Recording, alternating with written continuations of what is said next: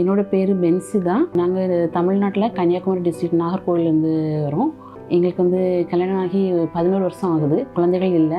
அங்கே நிறைய ஹாஸ்பிட்டலில் பார்த்தோம், ஆனால் எதுவும் நமக்கு சக்ஸஸ் ஆகலை. அந்த நேரம் தான் நான் ஒரு ஹோமியோபதி டாக்டர். இப்போது இன்னொரு மெடிக்கல் காலேஜில் ஒர்க் பண்ணிட்டு இருக்கிறேன் கன்னியாகுமரி டிஸ்ட்ரிக்டில். என்னோட காலேஜோட சேர்மேன் எனக்கு இந்த ஹாஸ்பிட்டலில் ரொம்ப நாளாக சொல்லிகிட்டே இருந்தாங்க, இந்த ஹாஸ்பிட்டலுக்கு போய் ஒன்று பார்க்கலாம் அப்படின்ட்டு. ஏன்னா அவரோட மருமகன் இங்கே எர்ணாகுளம் அமிர்தா ஹாஸ்பிட்டலில் ஒர்க் பண்ணுறாங்க. அவர் மூலமாக அவர் இங்கே கன்சல்டேஷன் வந்திருக்காங்களாம். அந்த இதில் எனக்கு ஒரு 4 இயர்ஸாக சொன்னாங்க. நான் ரொம்ப டிஸ்டன்ஸ் எங்களுக்கு கன்னியாகுமரி டிஸ்ட்ரிக்ட் இங்கேருந்து வருதுங்கிறது. அப்போ அந்த ஒரு டிஸ்டன்ஸும் இன்னொன்று ஃபினான்ஷியலும் யோசிச்சுட்டு லேட் பண்ணிகிட்டே இருந்தோம். ஆனால் ஒரு கட்டத்தில் கம்பல்ஷன், அதாவது அந்த சாரோட ஒரு கம்பல் பண்ண ஒரு சுச்சுவேஷனில் நாங்கள் இங்கே வந்தோம். ஒன் டைம் பார்த்துட்டு போகலாம் அப்படிங்கிற இதில் மட்டும்தான் வந்திருந்தோம். ஆனால் வந்தப்போ ஃபஸ்ட்டு எங்களுக்கு சொன்ன ரிசப்ஷனில் உங்களுக்கு சொன்னால் போதும் மட்டும்தான் சார்ஜ் சொல்லிட்டு இருந்தாங்க. அதே மாதிரி ரிசப்ஷனில் நாங்கள் புதுசாக வந்திருக்கோம், டாக்டரை பார்க்கணும் அப்படிங்கிறது மட்டும் சொன்னோம். அந்த நிமிஷத்துலேருந்து கடைசி வரைக்கும் எங்களுக்கு ஒரு ஆள் ஒவ்வொரு செக்ஷன்லையும் போகும்போது ஒரு ஆள் கூடயே எங்களை அவ்வளோ அதாவது எங்களுக்கு தமிழ்நாடு, இங்கே கேரளா, லாங்குவேஜ் ப்ராப்ளம் இருந்தாலுமே எல்லாருமே எங்களை கைட் பண்ணி எந்த இடத்துலையுமே எங்கே போகணும் அப்படிங்கிற ஒரு இது இல்லாத அளவுக்கு எங்களை கரெக்டாக டைரெக்ஷன் கொடுத்து எங்கள் கூட அன்றைக்கி ஃபுல் டே எல்லா செக்கப்பும் கரெக்டாக நல்லா பண்ணாங்க. கடைசியாக அசப்ட் டாக்டரை பார்த்தப்போ சார் ரொம்ப சிம்பிளாக பேசினாங்க. எங்களுக்கு என்ன பண்ணலாம் நமக்கு அப்படிங்கிறத எக்ஸ்பிளைன் பண்ணி கொடுத்தாங்க. அப்போ நமக்கு கண்டினியூ பண்ணலாம் அப்படிங்கிற ஒரு இது தோணல் வந்துச்சு. அதுக்கப்புறமா சாரோட இதில் சந்தோஷ் டாக்டரை பார்த்தோம். சார் அவங்களும் டாக்டர் பார்த்துட்டு ஒவ்வொரு டைமும் நமக்கு ஒவ்வொரு ப்ரொசீஜர்களும் எக்ஸ்பிளைன் பண்ணுவாங்க. இன்னொன்று அது மெயினாக என்னென்னா ஒரு கவுன்சிலிங் சொல்லிட்டு ஃபஸ்ட்டு அவங்களுக்கு ஒரு இது கொடுப்பாங்க.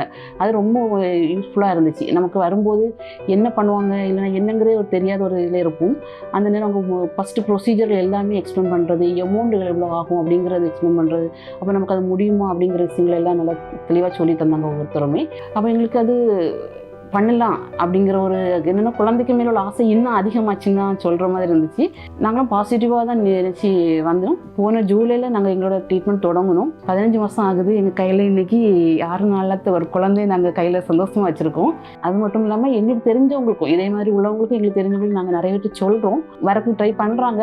கொஞ்சம் டிஸ்டன்ஸ்னால தான் கொஞ்சம் தயக்கம் இருக்கிறாங்க. இருந்தாலும் அவங்களும் எங்களை மாதிரி ஒரு சுச்சுவேஷன் ஃபேஸ் பண்ணுற ஒரு சுச்சுவேஷன் அந்த டைம் வரும்போது வருவாங்கன்னு நினைக்கிறோம்.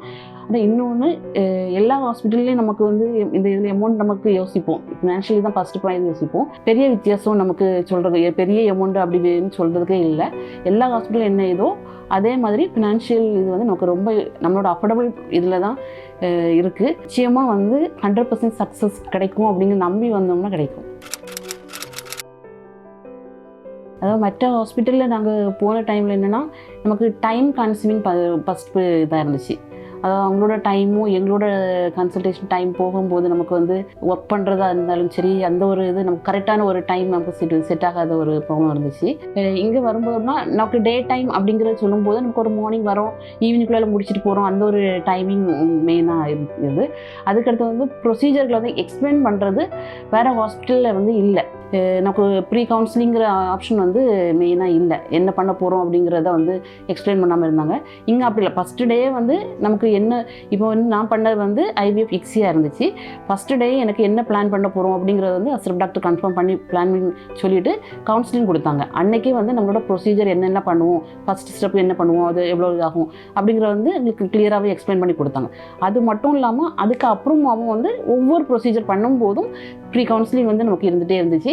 அது நாங்கள் டெலிவரி முடித்து இப்போ குழந்தைய எடுத்துகிட்டு போகும்போது எங்களுக்கு நியூட்ரிஷன் டயட்டிஷியன் ஃபீட் பண்ணுறது எல்லாமே ஒவ்வொரு செக்ஷன்லேயும் எதுவுமே மிஸ்ஸிங் ஆட்டு நாங்கள் ஃபீல் பண்ணலை.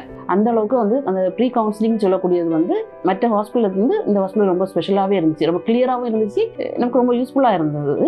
அதுக்கடுத்தது சொல்லும்போது ட்ரீட்மெண்ட் சொல்கிறதும் போதும் நமக்கு ஒரு பயம் இருக்கும். எப்போவுமே ஒரு தேட்டர் போகிறோம், ஆப்ரேஷன் தேட்டரில் போகும்போது ஒரு பயம் இருக்கும். அங்கே போகும்போது அந்த பயம் இருந்தாலும் அங்கே ஆட்டோமேட்டிக்காக நம்மளை ஒரு ஃப்ரெண்ட்லி இதில் மாற்றிடுறாங்க. அப்படி நம்மளோட பேர் கூப்பிட்டு பேசி நம்மளை ஒரு இதை பண்ணும்போது நமக்கு ஒரு பயம் இருந்தாலும் அது அந்த இடத்துல மறந்து போகுதுங்கிற மாதிரி ஒரு இதாக இருந்துச்சு.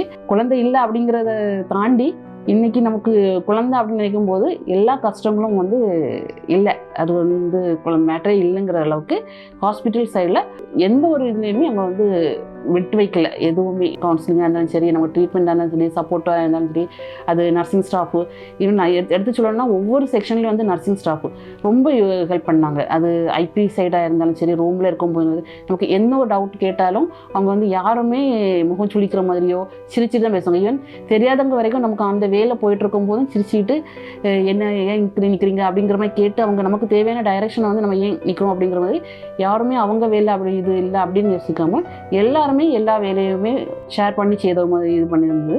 அது வந்து ரொம்ப இதாக இருந்துச்சு, வித்தியாசமாக இருந்தது. வேறு ஹாஸ்பிட்டல் போகும்போது அந்தந்த சிஸ்டர்ஸ் அவங்க வேலையை பார்த்துட்டு அந்தந்த வார்டு அப்படி போயிடுவாங்க. இங்கே அந்த மாதிரி இல்லை, எல்லாருமே ரொம்ப இதான். இன்னொன்று அகாமடேஷன் சொல்லும்போது நமக்கு வந்து நாங்கள் எப்போவுமே வந்து ப்ரீவியஸ் டே வந்து ஸ்டே ஆயிடுவோம். நெக்ஸ்ட் டே தான் எங்களோட கன்சல்டேஷனாக இருக்கும்.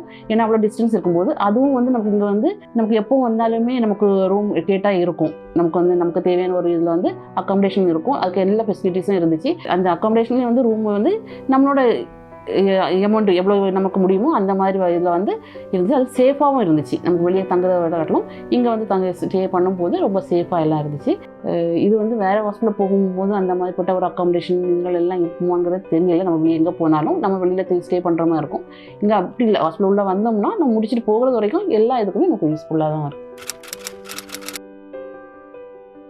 இங்கே வர்றதுனால எந்த நஷ்டமும் கிடையாது. கண்டிப்பாக கையில் ஒரு குழந்தையோட தான் நீங்கள் திரும்பி போவீங்க. காசும் நீங்கள் அப்படி பார்த்தீங்க அப்படின்னா எனக்கு லோக்கலில் கூட இதோட கூடுதலாக சார்ஜ் பண்ணுறாங்கன்னு தோணுது. அதுக்கு அஃபோர்டபுள் ப்ரைஸ் தான். கண்டிப்பாக எல்லா ரயில்லையும் பண்ண முடியுங்கிற காஸ்ட் தான் வச்சுருக்குறாங்க. கண்டிப்பாக வாங்க. இந்த காசு செலவு பண்ணணுமா அப்படின்னு நீங்கள் நினைக்க வேண்டாம். கண்டிப்பாக இது வேஸ்ட் கிடையாது. நாங்களும் ஃபர்ஸ்ட் அப்படி தான் நினச்சிட்டு இருந்தோம். இது ஏதோ ஹார்ஸ் ரேஸில் கட்டுற மாதிரி நிறைய ஹாஸ்பிட்டல்ஸில் அந்த மாதிரி பண்ணுறாங்க.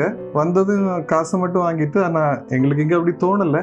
அவங்க கண்டிப்பாக அவங்களோட சைடு 100% எஃபர்ட் போடுறாங்க.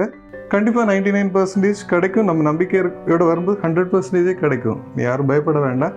எத்தனை லேக்ஸ்னாலும் பிள்ளைங்க